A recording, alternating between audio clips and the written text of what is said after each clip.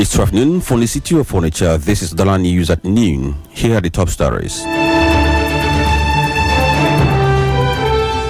Anambra community decries extortion, intimidation from EEDC.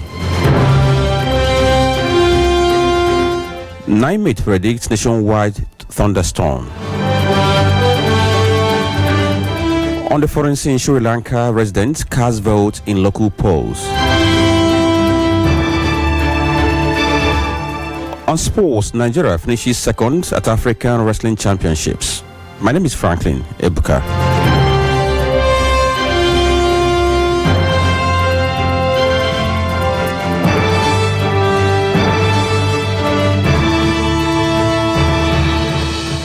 Now the news. Residents of Wadebe in Obaro local government area of Anambra State have accused the Enugu Electricity Distribution Company EDC of operating like a mafia organization, alleging systemic extortion and intimidation over several months.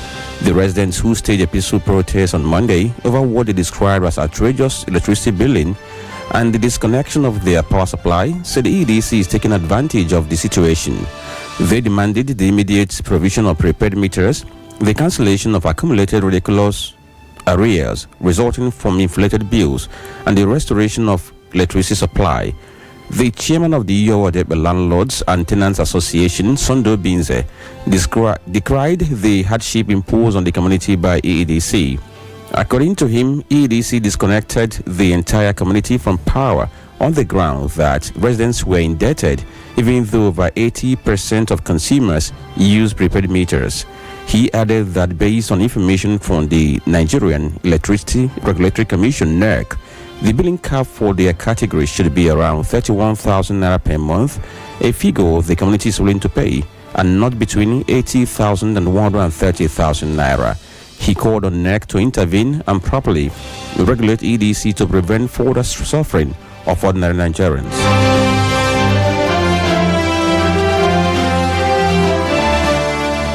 Ahead of President Bola Tinubu's visit to Anambra State on Thursday, May 8, security chiefs in Anambra State on Monday met behind closed doors to strategize, harmonize, and strengthen security arrangements. The high-level meeting, which lasted for 5 hours, featured detailed briefings from heads of various security agencies.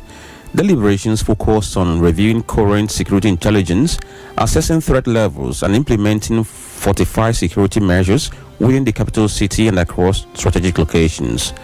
A statement released at the end of the meeting by the state police proclaimed a joint operational deployment, coordinated patrols, and surveillance strategies to ensure security before, during, and after the president's visit. Ikenga added that the session addressed operational planning, interagency coordination, and contingency preparedness, ensuring the development of robust response strategies for various possible scenarios during the presidential visit.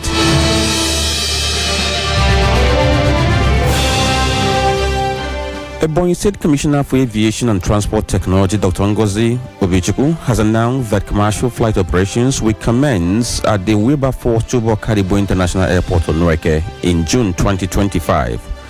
That part of the airport lounge had been overtaken by flood due to the absence of flight operations. The Aviation Commissioner chartered flights already operates on regular basis at the airport, noting that 2 chartered flights, one of which had landed, will be received at the international airport as proof of its operational status. She further noted that her ministry is complying with the directive from the Nigerian Civil Aviation Authority, which has approved a 1-month commercial flight operation window at the international airport.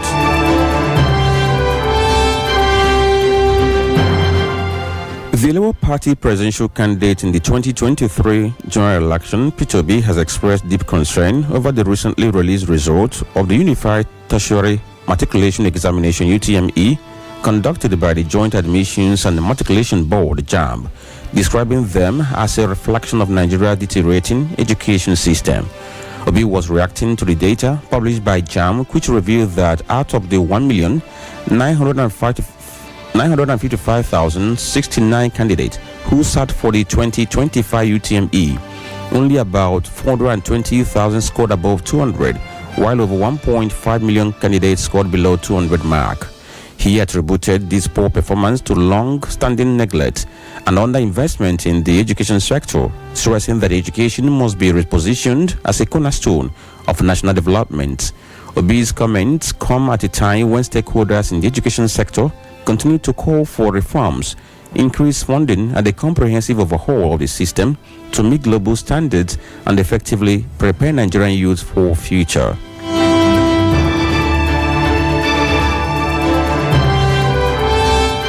Edo State Governor Mondo Pebelo has signed a bill for the establishment of Edo State College of Nursing, Health Sciences and Technology into law. Omebelo, who signed the bill in his office in Government House Benin City on Monday, said the school, when established, will open up the area for growth and development, as well as create employment opportunities for the Edo people. The governor, while appreciating the working relationship between the legislature and the executive in the state, appealed for its sustenance, stressing that such a harmonious relationship will aid rapid development and growth in the state. The Speaker of Edo State House of Assembly, Blessing Abubaku, who led the lawmakers to Government House for assent to the bill, commended the governor for embarking on developmental projects to improve the lives of Edo people.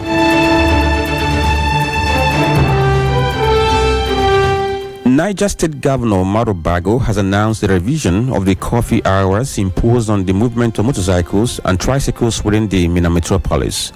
In a statement signed by the Chief Press Secretary to the Governor, Ibrahim Balogi, in Minna on Monday, Bago said the curfew hours will be from 8 p.m. to 6 a.m.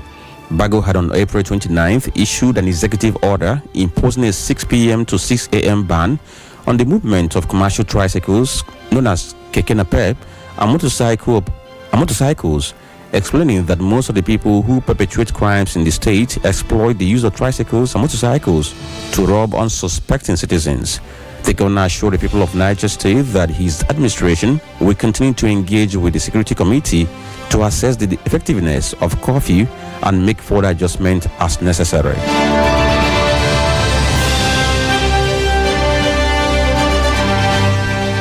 At the national level, the Nigerian Meteorological Agency NIMED has predicted thunderstorms from Tuesday to Thursday across the country.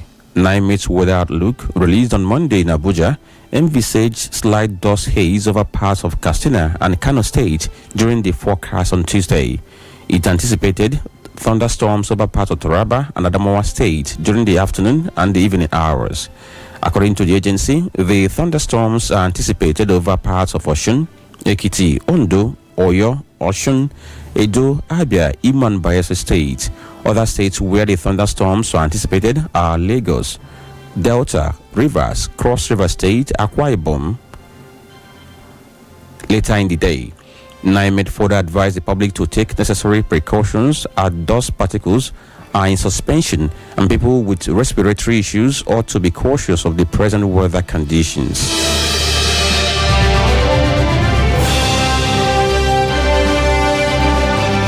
Moving on, the Federal Executive Council FEC has approved a Nigeria First economic policy targeted at prioritizing the use of locally manufactured goods and services in all government procurement. The Minister of Information and National Orientation, Mohammed Idris, who disclosed this on Monday after the FEC meeting in Abuja, said the policy will soon be backed by an executive order. According to the minister, the policy means Nigeria counts first in all procurement processes, as no foreign goods or services that are already being produced locally will be procured without a clear and justified reason. He noted that the FEC directed the Bureau of Public Procurement (BPP) to revise and enforce fresh guidelines to favor local manufacturers and service providers. The FEC also approved a roadmap for the Nigerian electricity supply industry with the adoption of the National Integrated Electricity Policy. The policy seeks to secure its total investment of $122.2 billion to diversify the country's energy sources, reduce dependence on the national grid, and enhance the overall stability and sustainability of the nation's energy infrastructure. Additionally, the Council approved a sweeping portfolio of infrastructure and ecological projects across the country, including the rescoping of key federal roads, new roads construction, and the rehabilitation of dams and irrigation schemes critical to national food security.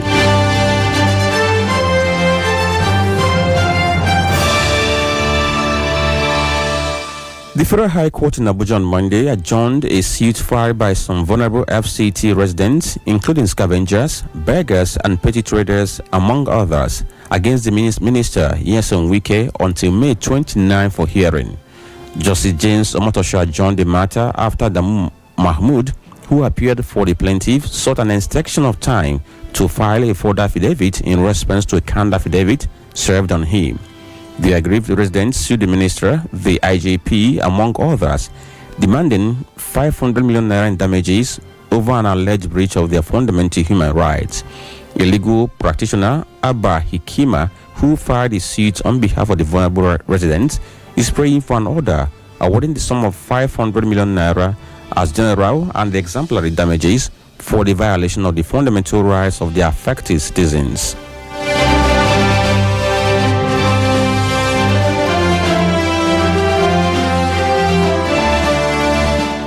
On the foreign scene, Sri Lanka's leftist government faced its first electoral test with local polls on Tuesday since sweeping parliamentary and presidential votes last year as the country emerged from economic meltdown.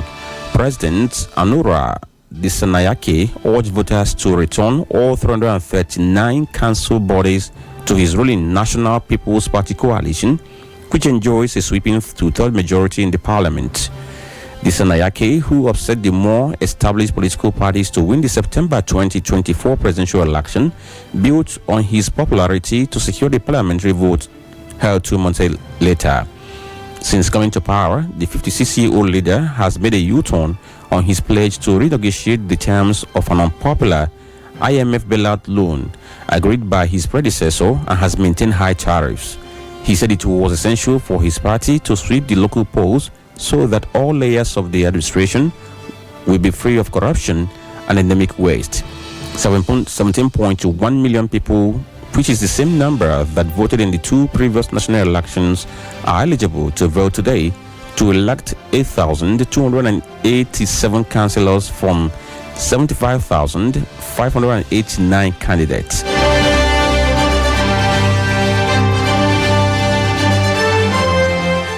Next is sports news.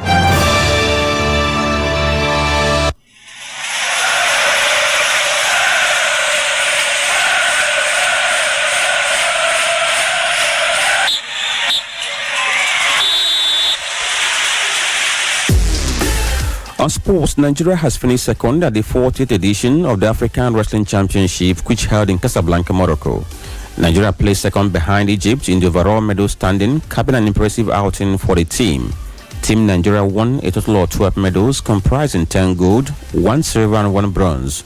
The Nigerian women's team was the standout performer, dominating the freestyle category by clinching 9 of the 10 gold medals available. Egypt amassed 24 medals, comprising 11 gold, 8 silver and 5 bronze. Still on sports, Manchester United have received an offer for Bruno Fernandes from Al Hilal, but the Red Devils are unlikely to sell their captain this summer.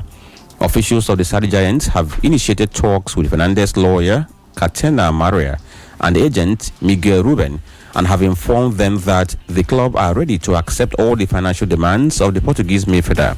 However, the Red Devils are unlikely to part ways with Fernandes, whose contract at Old Trafford runs until June 2027. The midfielder, alongside Harry Maguire, Amad Diallo and Patrick Dogu, has been clubbed in an exclusive group of players who won't be sold during the upcoming summer transfer window.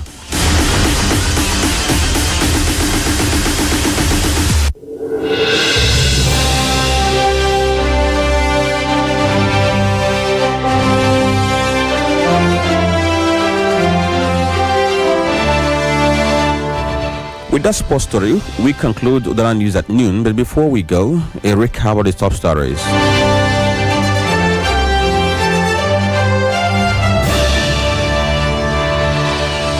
We told you that residents of Iyowadepe in Obaro local government area of Anambra State have protested against exorbitant electricity tariff and bills from EDC.